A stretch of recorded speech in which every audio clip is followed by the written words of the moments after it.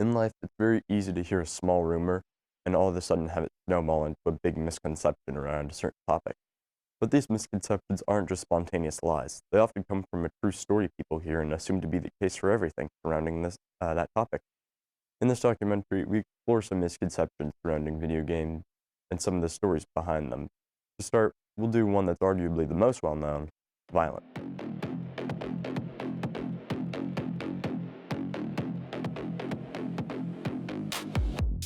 So this kid was a senior and he had like a genius level IQ, but he was getting F's in school, did no schoolwork, began skipping school, spent most of his waking hours, usually noon to 4 a.m., closeted in his bedroom playing this game. When his parents tried to pull the plug, he became violent. When they took the computer away, he threatened to kill himself. He had to be hospitalized, psychiatrically hospitalized repeatedly. He would always promise when he came back that he wouldn't do it again, and then a few weeks later, he'd be back at it. While that is a horrific story, only 3.3% of gamers are actually addicted to video games. Being a gamer myself, I know how damaging some of these misconceptions can be. My first experience with gaming was probably, I remember, this is a while back. I don't remember how old I was, maybe like 8 or something. But I was playing Minecraft with my dad, and we were having really fun. I grew up in the 90s, so I was an N64 kid and a Nintendo SNES growing up.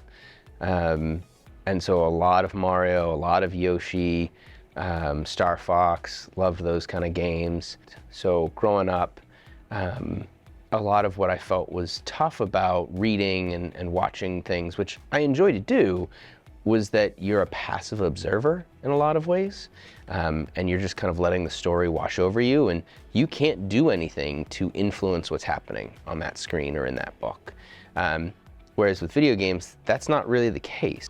I went through a phase where I played Clash Royale, which, as you know, is a Clash of Clans card game spin-off.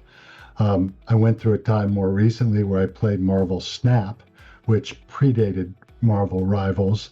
Currently, the game that I play is very, I'm not ashamed to admit it, it's totally a casual game that requires no money, and I have no real competitive interest in it, but it's kind of fun to collect the cards and the weird art, is the Pokemon card collecting game. Did you know that more than 60% of people under the age of 30 play video games? While more than 85% of teens play video games, according to Pew Research? And if so many, then why? There's a huge gender stereotype around who plays video games and who makes video games. But when you actually look at market data on who's buying and playing video games, it is much closer. It is very close sometimes to 50-50, depending on the genre and type of game in terms of gender, that I don't think people realize. I think a lot of it is entertainment, but it's really cool to like hang out with my friends online, especially friends that I don't really meet up a lot with in real life because they live far away or something else. And it's really cool to be able to bond with those people over video games, and it's just a really fun time. Part of the reason that youth end up playing so many games is because they're willing to dedicate that time. And they're willing to dedicate that time because games are fun. Like, it's an opportunity for you to be in a space that you have autonomy and control, but also have the ability to enjoy a world that you're not in. And so it's this element of, you've got fantasy, you've got the ability to kind of have a little escapism going on there. And the big thing, I think, is autonomy, right? As a high schooler, especially, you're at a weird age where you're able to make decisions on your own, but society hasn't given the space yet for that to really mature. But in video games, you can make all the decisions.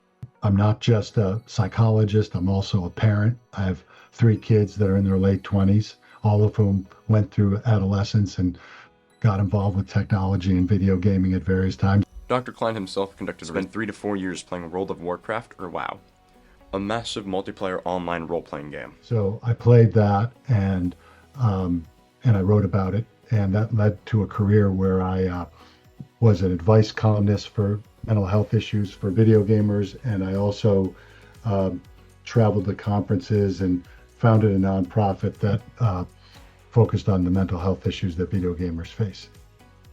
He's worked with many gamers and found out that while there are some extreme cases, like we heard about earlier, many people rely on gaming for positive social interactions and relaxation from many of the worries in their everyday life. His article, titled Video Gaming in Modern Life, looked into this exact matter. Some players find gaming a welcome respite from stresses and tensions in real life. The excitement of grappling with complicated challenges draws other in. For many, it becomes a highly valued social experience. Some online friendships can be quite significant. For others, talking about their favorite game with friends at school is a central part of social life and a way to achieve status and a sense of belonging. When I was in high school, I was a varsity sport athlete. I loved playing lacrosse. It was my sport. And one season I ended up getting injured, and so I kind of couldn't play the sport for a while, and that was when I really got into first-person shooters, because I was able to be on like a competitive team and play online, and that allowed me to still have that competitive teamwork against another team aspect, while at the same time being injured and sitting at the computer and doing it. So that brought me into that space, and I kind of stuck with it even after I was healthy and back and playing competitive sports. Well, you're unlikely to get CTE from playing video games. I mean, it really depends how serious a gamer you are. I mean, if you really are banging your head against the wall when you lose, you might get it. But not everyone likes sports. Not everyone can do sports. There are limitations to that. So I think video games have the opportunity to really give a lot of skills to individuals. We would spend hours trying to work out strategies to win certain raids. So the kind of collaboration, communication, cooperation, and imagination and creativity that gamers have to bring to solve certain problems, those are good skills to develop if you want to succeed as a technology worker, which everybody's going to be. To succeed in today's world, you have to be facile with technology, and as a young person, and you have to know how to collaborate with other people via technology and solve complicated problems via technology. The dexterity to use a controller and familiarity with keyboard and mouse would be skills that you would acquire by playing video games that you probably wouldn't otherwise. And those skills are transferable. You do hear about, for example, like the drone pilots who started playing video games, got used to controllers, and have transitioned into a career using essentially video game controllers to fly drones. And that's a skill that they pick up from video games. And then like you can also look at F1 drivers, the top racing drivers in the world. They practice partially by going and playing driving video games. The value of video games extends beyond transferable skills. They can also encourage creativity and introduce students to the process of designing and building their own games. And so what I really like about teaching the video game classes is that it's an opportunity for students to kind of see behind the curtain, so to speak, and get their opportunities to kind of make all of the ideas that are bouncing around their head come out into an actual playable game. Despite these potential benefits, one question continues to surface. Do violent video games lead to violent behavior? I think the research on this is not clear. There have been research studies that actually don't correlate playing violent video games with being violent. And when I look at those studies, I don't feel particularly confident that they're telling us anything important.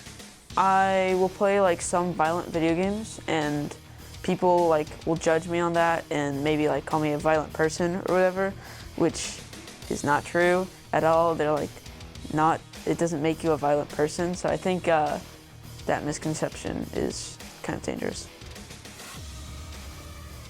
I think the thing about violence is sensationalism. Humans are really good about focusing on negative things. It's why the news is so negative at times, because people are like, yeah, okay, a nice thing happened, whatever. But oh my gosh, did you hear about this horrible thing, right? And violent video games are horrible, but like we can't look away in a way. So I think if somebody has what I'll call a pre-morbid tendency towards, that means prior to an episode towards violent activity, that a violent video game could be bad for them. While the link between video games and violence remains debated, another concern is addiction. Some video games are designed to trap people into habit. You feel like you need to play, and every time you do, it just makes those feelings stronger. However, there are some methods of escaping this cycle. There are many video games, mobile predominantly, that are focused on design that makes people addicted to it, in a sense of like habit addiction. And so being, I think, really mindful of that ends up being really important. It doesn't mean that if I acknowledge it that I'm suddenly cured from it. You know, like, oh, I'm addicted. That means I'm no longer addicted. No, unfortunately, that doesn't just work. But it does help. So I would say the first thing to do, and that's partially why I think my class is so important, is helping people understand what game design is and the mechanics that they're engaging with and why things are fun, because that can help you understand yourself better. If you ever feel like you're too involved with the games you're playing, Dr. Klein recommends asking yourself these questions. Is it creating tension, arguments, constant stress in my family, right? Is it promoting my growth and development as a young person, or is it interfering with that? Mm-hmm. Anybody who plays video games should be asking themselves these questions.